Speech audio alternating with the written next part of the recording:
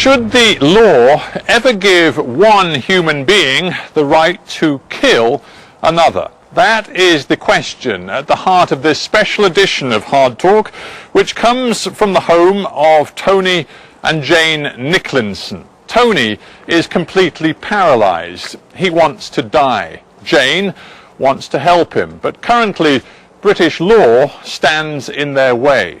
If Tony were to be killed, would it be murder or mercy?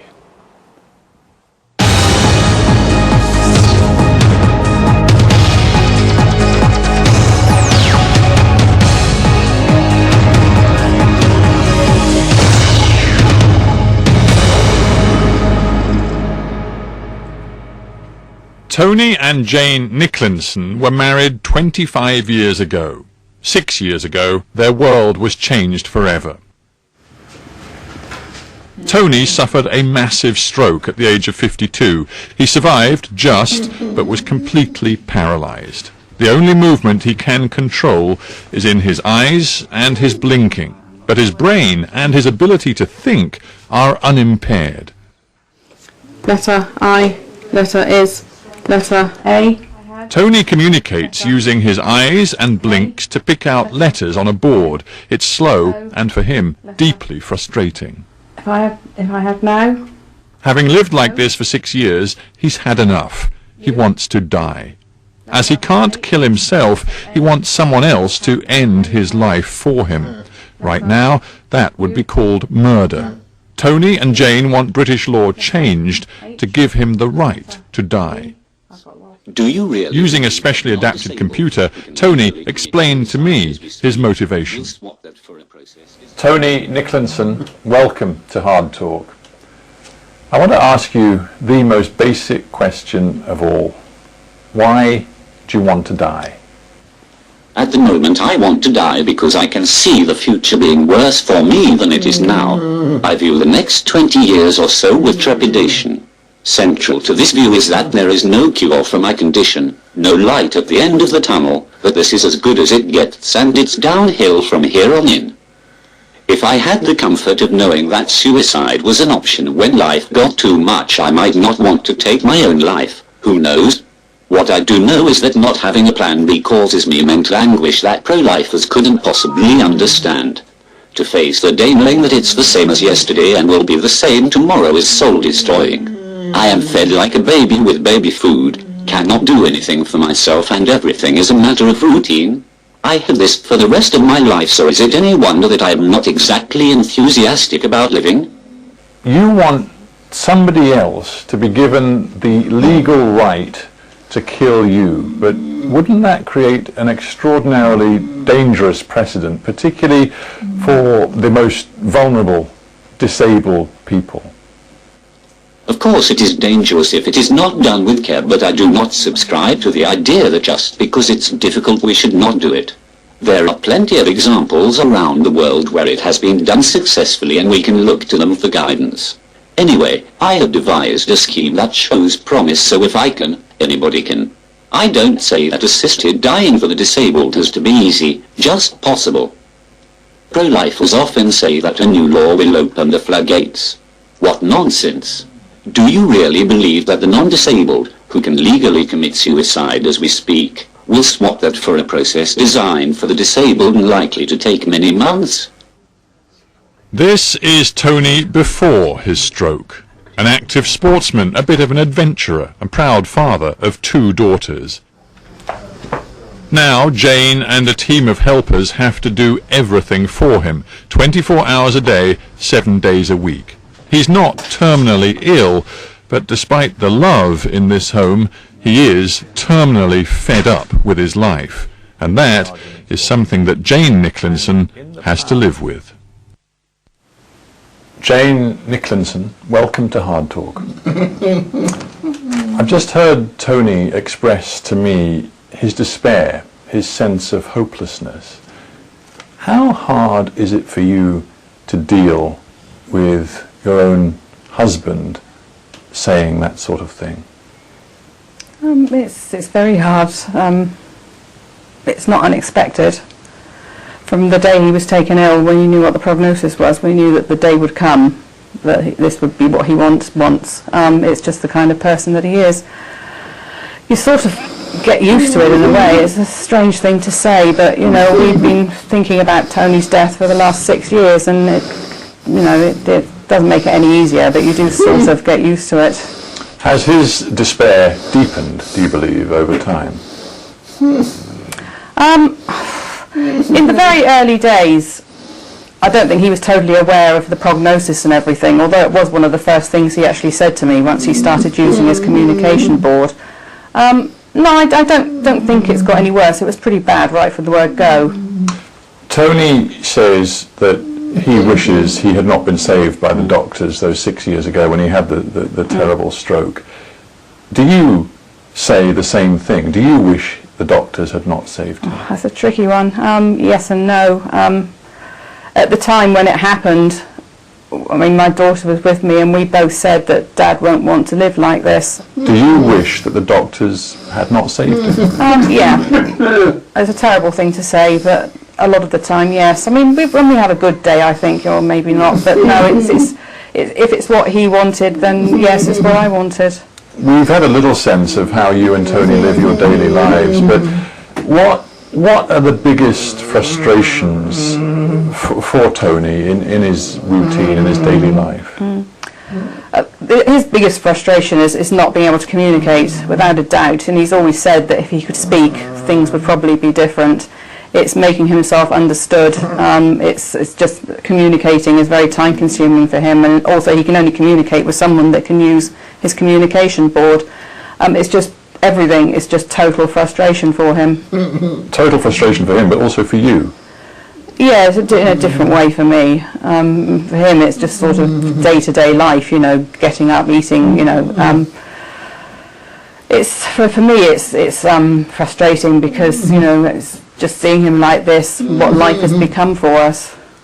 See, well, I suppose what I'm getting at, and we'll get to the legal issues in a minute, but what I'm getting at is that you know, Tony, and I know it's strange to talk about him when he's right here with us, but Tony clearly believes his life has been ruined. The question for you is whether you believe your life has been ruined too. I suppose so, yes. I can't say no because it has. We have so many dreams of all the things we were going to do. Yeah. And therefore, and this just gets more and more difficult, but therefore it would be better for you if Tony were to die, to have the right to die and to use that right to die. No, I don't want him to die, you know, I mean, there's no way about it. I don't want him to die, but I see what he's like and what his life is, so yes, okay, maybe I do want him to die, because not at the moment, but the time will come when he's had enough of life, and yes, okay, if it's what he wants, then fine. Let's talk about the legal issues. Right now, of course, given his disabilities, Tony doesn't have the option of taking his own life. He cannot physically do that. If somebody were to help him, that would be defined as murder. Is it your and Tony's wish to fundamentally change the law? Yeah, if I helped Tony to die, I'd be charged with murder. I'd be no different to someone that went out and killed someone in cold blood. We want the law changing. So-called mercy killings should be treated differently. Basically a change in the law on murder, that's what we're after. That's a really profound change, isn't it? Because you're saying the law would have to, in some way, create an avenue for somebody to be allowed to take another person's life. Yeah. And given our tradition of law, given our notions about the sanctity of life, it would be an extraordinarily difficult and radical thing to do. How do you think it could be done? I'm not sure, to be honest, where we're going now, because it's all in the pipeline. It's all being discussed at the moment with our solicitors, but they feel that we do have a case. Tony, you know, why should Tony be denied the right to take his own life? It's what he wants, it's what he's asking for, and there should be some system in place. We're not saying that it should be legalised point blank, and you can just go out and kill someone and say, oh, well, they told me they wanted to die. There would obviously have to be a very stringent procedure in place, but every case is different. You and Tony, I know, have talked about this in detail, because you have to talk about it in detail to make any sense of it. I mean, would you be prepared to be the one to end his life? I think if I had to, yes, I could do it. He doesn't want me to, which is why he wants to make it legal for other people to be able to do it, so that I wouldn't have to. In an ideal world, he said what he would like is for me to give him a sedative so that he goes off to sleep, and then someone else to come and give the fatal dose, so that I wouldn't have to live with knowing that basically I killed him. The problem is that if that someone else were, for example, to be a doctor, you'd have to have, obviously, a doctor's agreement to be involved. Doctors, through the British Medical Association and other professional organisations, have made it plain time and again that they will not countenance being involved in the explicit taking of life in this way. It wouldn't necessarily have to be a doctor. I could do it. I think I could. I've been asked this so many times, and I think I think I could do it. But I'm sure there are doctors out there that, should it be legalised, they would come forward. The argument against it is that it opens up an extraordinarily dangerous precedent, that if it becomes in certain situations legal to kill the disabled, the most vulnerable in our society, that very soon some vulnerable people may feel that almost they're obliged to take the option of choosing death. Well, not if there was some sort of scheme in place. You know, there would have to be, it would obviously have to be very carefully thought out, and there would have to be a process that you have to go through to be able to do it. I mean, Tony has devised a scheme of his own, whether it be that or something similar. It would obviously have to be very carefully thought, but there should be a way that it could be done.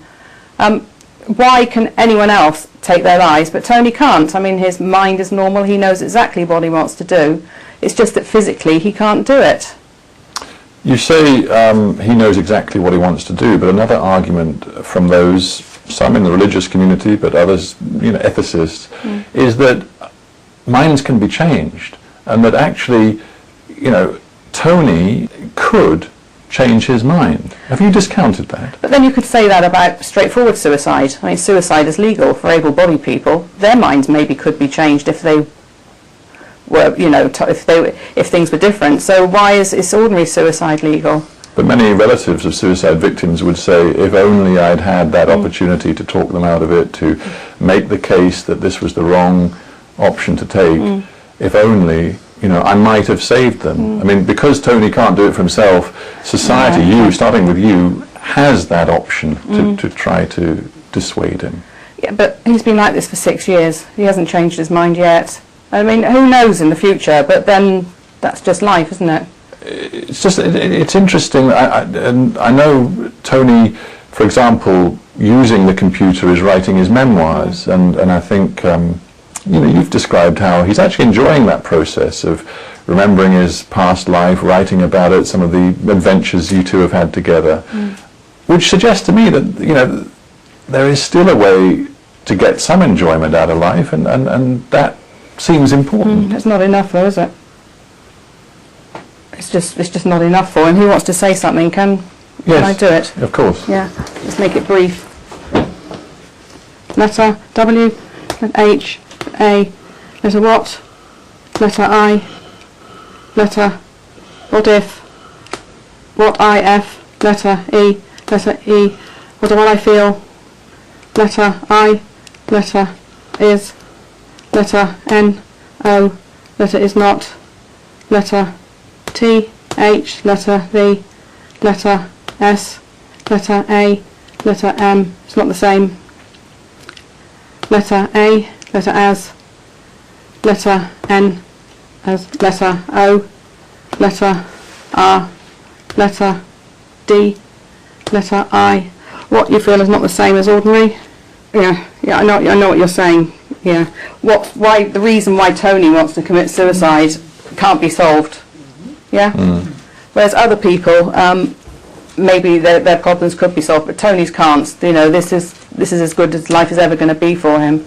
But again, an argument made by those who oppose the legal changes you want to see is that palliative care can make your life better. There are ways in which care, and of course you get wonderful care already, but care can improve the quality of your life. Is it too late for that? No, we've had palliative care specialists and that here. There's nothing really. It's the kind. Everyone is different. We all have different expectations from life. If you knew Tony before, you know, he's an ex-rugby player, life and soul of the party. We love travelling. We've had a wonderful life, you know, travelling all over the world, and he's very active. You know, he was good at his job. I mean, all the things that he loves about life, he can't do. I just wonder how far you're prepared to go, the two of you, when it comes to seeing through this wish to die. Well, we'll see through the court case and see what happens with that. But if that fails, the only options Tony have are to starve himself, which he could do, or go to Switzerland, which is possible. Logistically, it's difficult, but I mean, it is possible. He could go to Switzerland. And when you say Switzerland, you're referring to Dignitas and the fact that there it is legal to assist suicide. I mean, again, it raises the issue of physically whether Tony could and Dignitas could create a system where it would be an assisted suicide. I have been in touch with them very briefly about it, and they say that they could set up a system. It would be done with an IV, I think, and he could operate it with a switch, because he could use a head switch or something. So I suppose the question is, if that is a possibility, and of course it takes money, but if that is a possibility, why spend so much time, effort and indeed money going through the British courts? When I have to tell you, I've looked through the court papers and everything I see from judicial verdicts from the past, from judges' words in the past, suggests that it is highly unlikely they're going to modify the laws on murder. Yeah, I mean, Tony just doesn't see why he should go to Switzerland to die. He wants to die in his home with his family around him, where he feels safe and secure, not in some strange country where the journey itself would be incredibly traumatic for him. Why should he have to? I asked you early on some very sensitive questions about your feelings about Tony's death and whether, in a way, to be brutal about it, Tony's end would be a release for you. That raises the issue of vested interests from those around somebody who is suffering as Tony is. Can you see the danger there, that it might come to a point where if the laws you wanted were passed, family members, others with an interest, could be persuading vulnerable people to end their lives? I'm sure it happens with ordinary suicide cases. And again, ordinary suicide is legal. I'm sure people are coerced into committing suicide. Yeah, I know it could happen. What safeguards could you imagine to prevent it? Well, you would just have to make sure that the system that's put in place to allow people to assist in suicide are rigid enough. I mean, I think Tony's come up with ideas that a judge would have to be involved at every stage of this process, that there would have to be months of quote-unquote cooling off period between an initial decision to allow a death and the actual implementation of that decision. Do you really believe those would be enough? I think so, yeah. We all know what the pitfalls are, and hopefully a system would be able to prevent those. But, you know, I mean, Tony's life is hell, basically. I mean, and he's being forced to live it. It's a sort of a form of torture, really, you could say. There has to be a way that something could be sorted out, and each case needs to be taken on its own merits. There are indications that the British public has a great deal of sympathy with many of the arguments you're making. And in the past, when there have been deaths which have been associated with this idea of quote-unquote mercy killing, juries have tended to show sympathy for those behind those killings in their verdicts.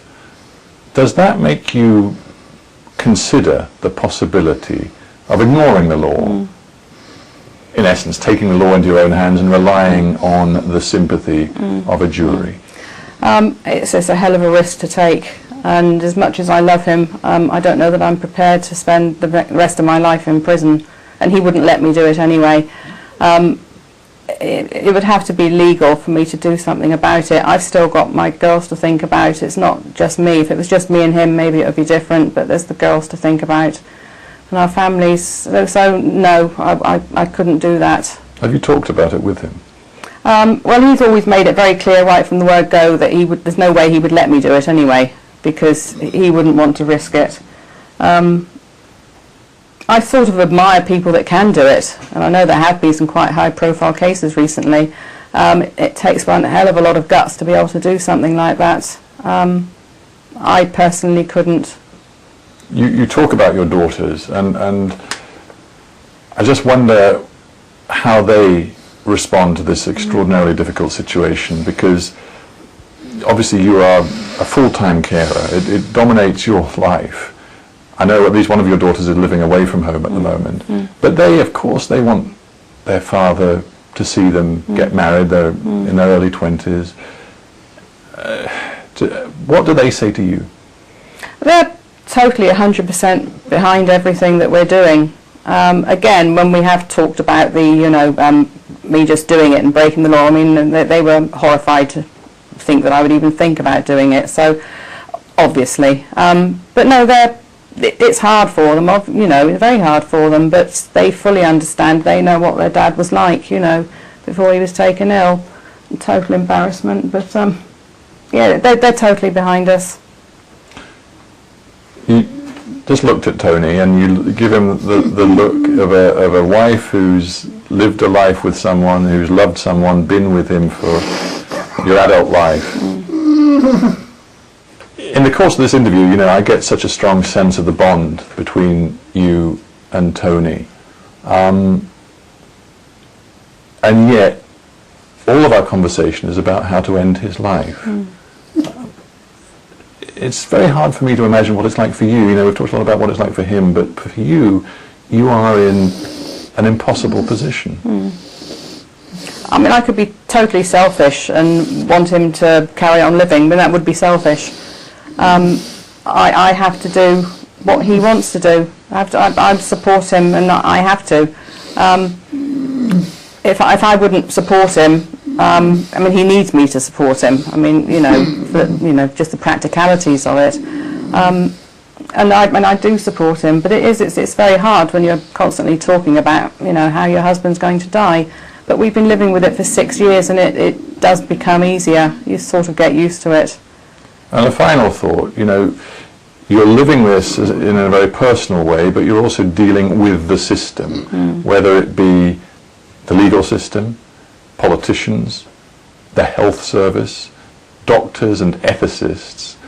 Frankly, at the moment, none of them want to offer you what you really want. Have you lost faith in the system? No, I don't think so. Have you? No. No. I mean, to be honest, everything that's happened with the legal case up to now has not been unexpected. It's sort of what we've been expecting all the time. So it's what happens from now, really, that's important, because we knew that this probably was going to be the outcome. Basically, them saying that they don't feel that we have a case. We sort of knew that was going to happen. So it's the interesting bit that comes from now on. What that may be, I'm not sure yet. And you've got the strength to carry on this fight? Yeah, definitely. I know Tony has, haven't you? I think he quite enjoys it in a way, don't you? Well, Jane Nicklinson and Tony as well, thank you both for being on Hard Talk. Thank you.